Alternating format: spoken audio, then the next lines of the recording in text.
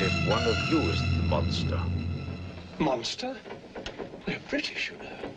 Hello, I'm Chris Denton. And I'm Paul Monk. And we are A Very British Horror.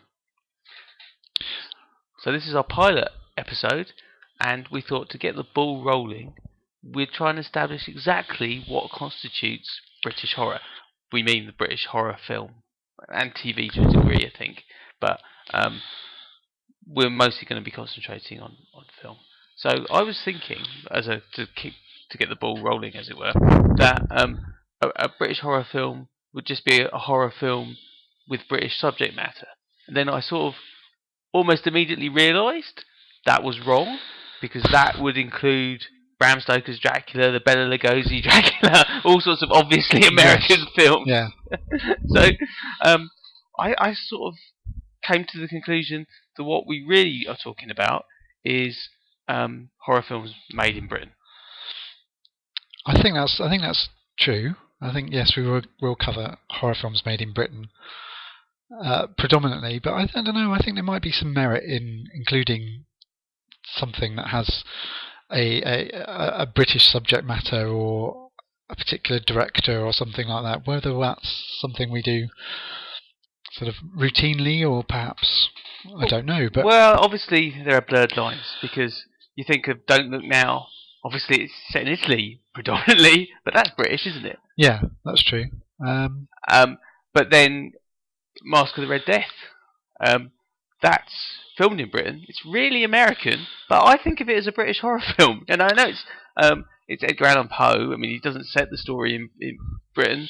Stars Vincent Price, but I kind of feel that's a British film. So, I mean, I would include that. See, I don't know that I would, because you've got Roger Corman directing it. He's American. Vincent Price is an American. And it's by Edgar Allan Poe, who's an American. So I don't know. It's this kind of but I mean, I know it's obviously an AIP film as well. Not standing for Britain. No. But I don't know. I watched it recently, and I thought I did think it's a British film, and it's got Jane Asher. What could be more British than that? No, so I think the lines are blurred, but I mean, if you look at Bram Stoker's Dracula, do we have to? No, all right, let's not look at that. If you look at Bela Lugosi's Dracula, I mean, that is set, at least partially in London. Obviously filmed in Hollywood, though. Yeah. I mean, the original author, Bram Stoker, was Irish. He was Irish before Ireland left the UK, but also he was based in London and wrote it in London. It's Anglo-Irish book, British subject matter though, and you know that film is clearly American, whereas Hammer's Dracula is not set at all in Britain. No, it's not at all. But it's clearly British. So yes. There are blurred lines. There are.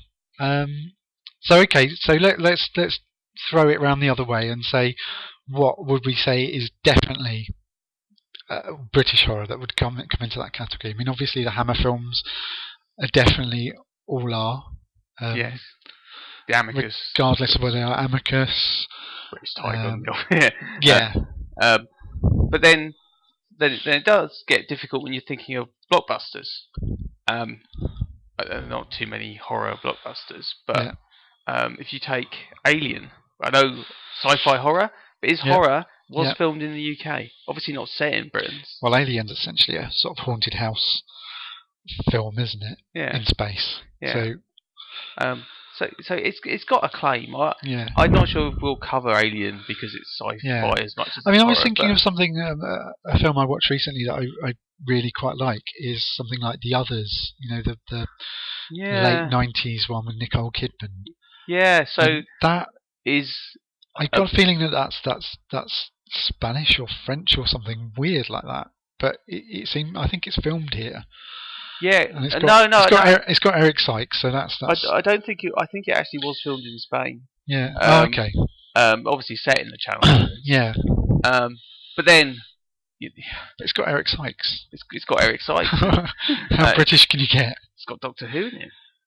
It has, yes. It's quite British. Yeah. Well, and then you've got Horror Express, which because you're Euro horror, but I mean, during the great period of horror, which I mean, for the avoidance of doubt, is clearly 1956 to 1974. All horror films were British in style because American horror films and European horror films were British in style as well. So then it's a bit more difficult. Whereas you get after that, and even British sort of horror films aren't really British. So I think, what we're saying is that anything before 1974 is kind of fair game, except maybe the Universal films. Although maybe they have some sort of claim. I mean, Frankenstein, both the director and the main star. But again, British. There are. We did have an attempt to have a horror film industry back in the 30s, didn't we? But I don't think it got very far. I did see The Ghoul, and I didn't mind it, but I think. And even Hammer themselves were going, weren't they? Although I haven't seen their Bela Lugosi film, but I think there are films that we can cover from that period, as obviously from the 40s, Dead of Night, which I'm sure we'll have to cover. Obviously, was British, but and then later, I think there are British films. I think it actually gets really hard to think of more recent British films. I mean, well, exactly. I think that's when we might have a bit of trouble.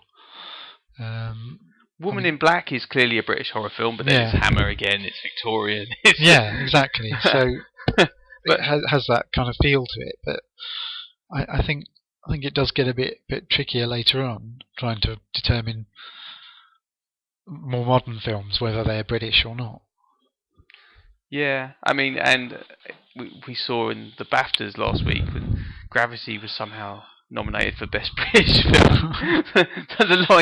the lines are blurred, but I think we both know, and I think everybody listening is going to know what we mean by a British horror film. I would be astonished if we ever cover a film that is regarded by the majority of our audience as not British. That sounds like a challenge. Yeah. Challenge accepted. Definitely. We'll try and find something that's just going to bamboozle the listeners. Yes, but first up, I don't think there's going to be any debate, because first up is going to be Hammer's Dracula. Indeed. And we'll be doing that very soon. I think, though, for now, I've been Chris Denton. And I still am Paul Monk. And you can contact us or leave comments at any of the places we lurk at on the net.